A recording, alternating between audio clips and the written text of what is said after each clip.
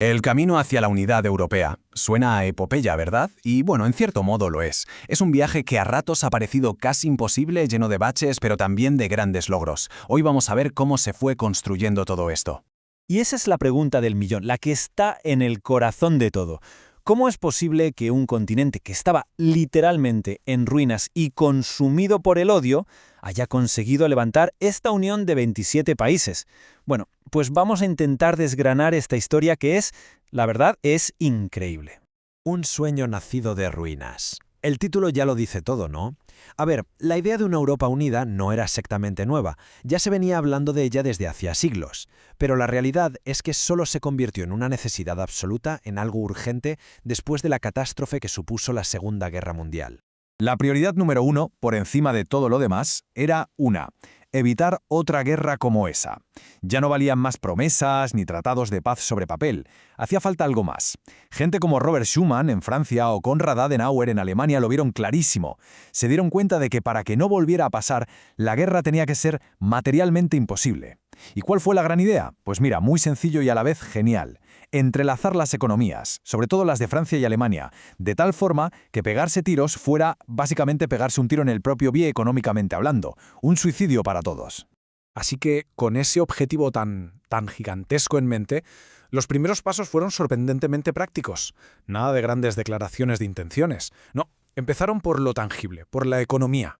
Y aquí vemos los cimientos de todo el edificio. Primero en el 51, la CECA. Esto es clave, la Comunidad Europea del Carbón y del Acero. ¿Por qué el carbón y el acero? Pues no fue por casualidad, para nada. Eran los materiales básicos para fabricar armas, para hacer la guerra. La idea era ponerlos bajo una autoridad común, compartida. Así Francia y Alemania, los eternos rivales, hacían imposible que uno de los dos se rearmara en secreto contra el otro. Y ojo, esto fue algo revolucionario. Por primera vez en la historia, países soberanos decidían ceder parte de su poder, voluntariamente, a una especie de árbitro que estaba por encima de ellos.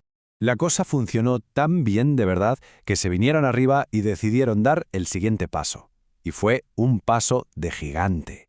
6 años después, en 1957, los 6 países fundadores, Francia, Alemania, Italia y los 3 del Benelux, Bélgica, Países Bajos y Luxemburgo, firman el famosísimo Tratado de Roma. Con él nacía la Comunidad Económica Europea. Vale, ¿y qué era exactamente esto de la CE? Pues en esencia era un mercado común. Sobre el papel, los objetivos eran económicos: quitar aranceles, entre ellos, que el comercio fluyera, tener políticas comunes para la agricultura. Pero no hay que engañarse, la intención de fondo, el gran plan, siempre fue el mismo: que la economía fuera la autopista hacia una unión política mucho más fuerte en el futuro. Y vaya si funcionó. El invento resultó ser un éxito. Y claro, otros países empezaron a mirar con interés y a querer sumarse a la fiesta. Así que la comunidad empezó a crecer no solo en tamaño con más miembros, sino también a volverse más ambiciosa en sus objetivos. De aquellos 6 fundadores originales pasamos a 12 en poco más de una década. Primero, en los 70, se unieron el Reino Unido, Irlanda y Dinamarca. Luego, en los 80, con la caída de las dictaduras, se sumaron Grecia y después España y Portugal. Quedaba claro que el proyecto era un imán de prosperidad, de democracia y de estabilidad. Como se ve en el mapa, el crecimiento fue imparable. Ese núcleo chiquitito de 6 países se fue extendiendo como una mancha de aceite por el continente. Cada país que se unía era una confirmación más de que este modelo de cooperar en lo económico para asegurar la paz y la democracia era realmente atractivo. Pero la cosa no se iba a quedar solo en la economía. El siguiente gran salto fue en 1992, con el Tratado de Maastricht. Y esto sí que lo cambió todo. Porque aquí es donde la Comunidad Económica Europea deja de llamarse así y pasa a ser la Unión Europea. Ya no era solo un mercado, se añadían oficialmente 2 patas más a la mesa: la política exterior y de seguridad común y la cooperación en temas de justicia e interior. O sea, el proyecto se quitaba la careta y se declaraba abierta y oficialmente político. Y claro, con esa unión más profunda llegaron los símbolos que hoy conocemos todos. Por un lado, la moneda única, el euro. Por otro, el espacio Schengen, que nos permitía de repente viajar entre países sin tener que enseñar el pasaporte en la frontera. Eran cosas muy potentes, que hacían que eso de la unidad europea dejara de ser un concepto abstracto y se convirtiera en algo real, algo que se podía tocar en el día a día. Vale, hemos hecho un buen repaso histórico. Pero, ¿y hoy? ¿Cómo es la Unión Europea ahora mismo? A ver, si uno mira este organigrama por primera vez, puede parecer un lío tremendo. Y bueno, siendo honestos, un poco sí lo es. Pero toda esta complejidad no es casual. Es el resultado de intentar hacer encajar una cosa muy difícil, equilibrar los intereses de cada uno de los 27 países, que siguen siendo soberanos, con los intereses comunes del club en su conjunto. Pero para simplificarlo mucho, podemos decir que el poder se reparte en un triángulo. Por un lado, la Comisión Europea, que es como el gobierno de la UE y es quien propone las leyes. Luego está el Parlamento Europeo, que es el que votamos directamente cada 5 años y que debate y aprueba esas leyes. Y finalmente, el Consejo de la Unión Europea, que es donde se sientan los ministros de cada país para defender, pues eso, los intereses de cada país. Es un sistema de equilibrios bastante único en el mundo.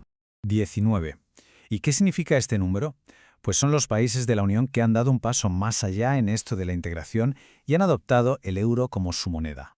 Porque claro, aunque son 27 socios en el club, no todos están en la zona euro. Países como Suecia, Dinamarca, Polonia, ellos siguen con sus propias monedas. Y esto es importante recordarlo. La integración europea no es un camino único para todos, es más bien un menú a la carta. A veces se habla de una Europa a distintas velocidades. Pero claro, sería un error pensar que este camino ha sido un paseo de rosas. Ni mucho menos. No lo fue en el pasado y desde luego no lo es ahora. La Unión se enfrenta hoy a unos retos enormes, que de verdad ponen a prueba si todo esto es tan sólido como parece. Quizás el golpe más visible, el más duro, llegó en 2020 con el Brexit. Por primera vez en su historia, un país decidía dar marcha atrás y salirse. Fue un shock tremendo, porque rompía esa idea de que la Unión solo podía crecer y crecer. De repente se demostraba que la integración no era una calle de sentido único. Pero el Brexit es solo la punta del iceberg de los problemas. Sigue habiendo una brecha económica muy grande entre los países del norte y los del sur. Muchísimas veces los intereses de cada país chocan entre sí y es imposible tomar decisiones importantes. Se ha visto también la enorme debilidad que supone depender de otros para la energía. Y sin embargo, quizás el reto más grande de todos sea otro. Y es este. La gran pregunta final. ¿Sigue siendo el proyecto europeo algo que ilusione a la gente de a pie o se ha convertido en algo lejano, en una cosa de políticos que se decide en Bruselas?